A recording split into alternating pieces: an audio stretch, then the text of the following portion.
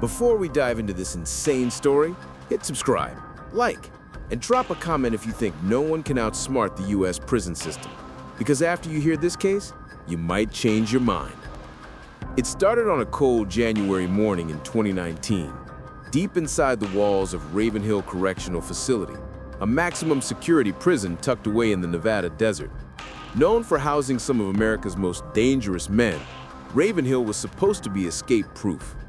Yet, on that morning, the warden walked into the control room, pale and shaking, holding a report that didn't make sense. Inmate Elias Vance, convicted of armed robbery and attempted murder, had vanished. No alarms had gone off, no tunnels, no broken cameras.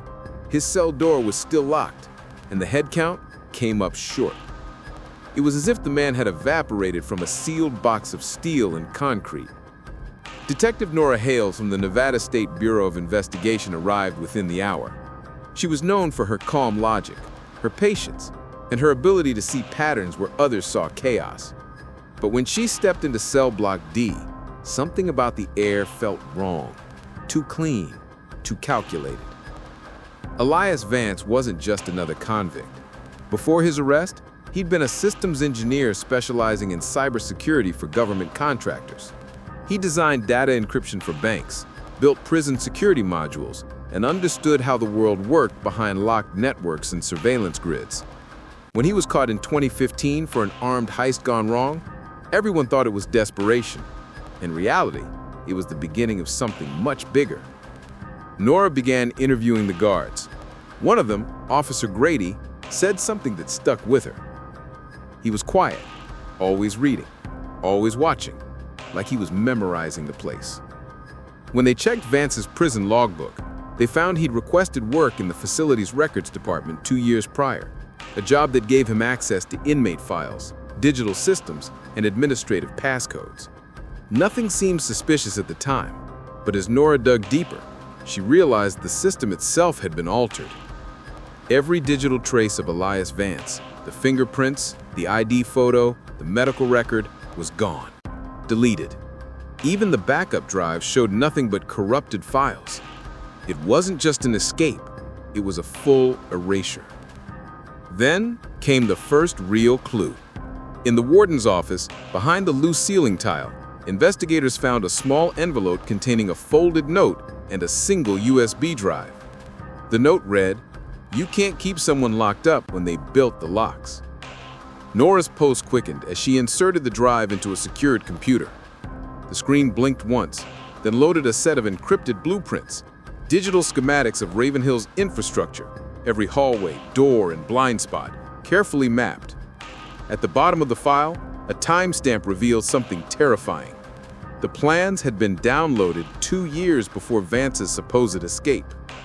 Nora leaned back, heart pounding. This wasn't a spontaneous breakout. It was a blueprint for perfection, executed by a man who had predicted every move years in advance. But as investigators swept the perimeter, a radio call crackled through the static. "Detective Hale, you might want to see this." In the prison's underground maintenance tunnel, hidden behind a false ventilation panel, officers found something that sent chills through every man standing there. It wasn't a tunnel or a hole. It was a fully furnished room, lit, clean, and stocked with food supplies and surveillance monitors. On one of the screens, a live feed showed the warden's office. And on the desk inside that secret room sat a fresh prison ID card. The name on it read Warden Elias Vance. Detective Nora Hale stood frozen before the glowing monitors underneath the Ravenhill Correctional Facility. Her realization hit like an electric shock. Elias Vance hadn't escaped. He was still inside. For weeks, everyone had been looking for a ghost outside the prison walls. But the ghost had built himself a kingdom beneath them. The secret room stretched deeper than expected, a series of connected compartments behind false walls, concealed by years of unnoticed renovations. He had stolen pieces of the prison from the inside, building a parallel world of shadows. Canned food, stolen uniforms, and neatly folded documents lined the shelves. Every item had a purpose. Every inch was calculated. On one of the walls, Nora found hundreds of photographs pinned in perfect lines, faces of guards, blueprints of prison sections, and handwritten notes about their routines.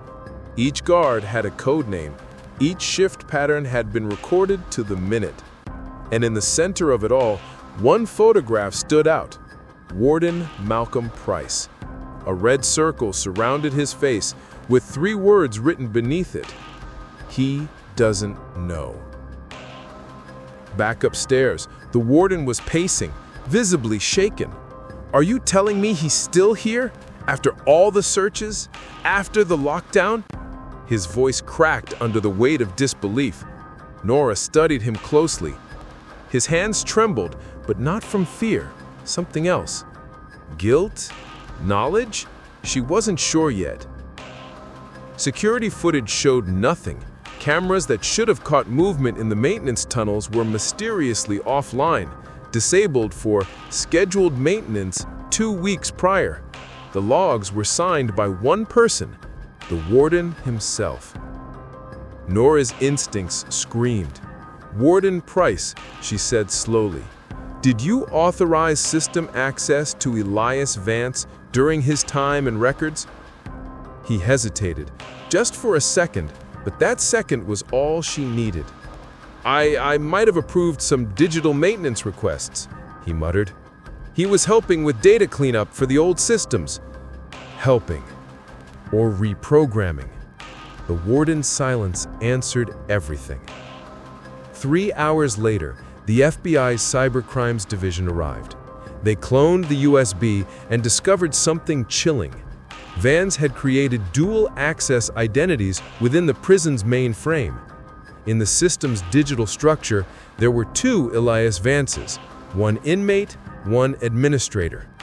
While the inmate's ID served his physical existence, the administrator identity granted him clearance to override surveillance, open doors, and edit records.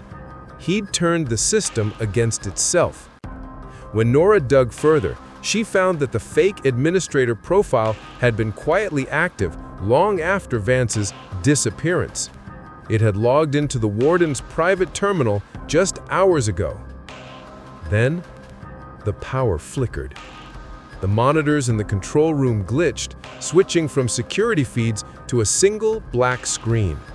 Slowly, white text appeared. "You're looking in the wrong place." The room went dead silent. Moments later, one of the guards shouted from the east wing, "Ma'am, we've got a door open in solitary." Nora ran. The sound of her boots echoed down the cold corridor. At the end of the hall, Cell 9, unused for over a decade, hung wide open. Inside was a steel chair, a notebook, and a small digital recorder. She pressed play. The voice that came through was calm, almost smug. "You built a cage, and you trusted it, but you forgot. Every cage has a designer, and every designer leaves himself an exit." The tape ended with a faint sound in the background.